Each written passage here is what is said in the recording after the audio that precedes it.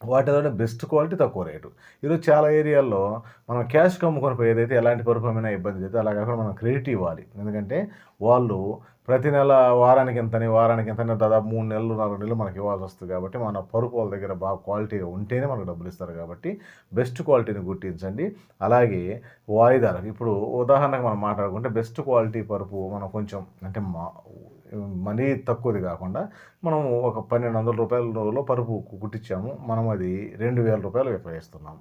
రూ. 2,000 విక్రయించినప్పుడు ఒక రూ. 1,000 అమౌంట్ తీసుకొని లేకపోతే ఒక రూ. 500 అమౌంట్ తీసుకొని మిగతాయి 1,500 ఒక వారానికింతని.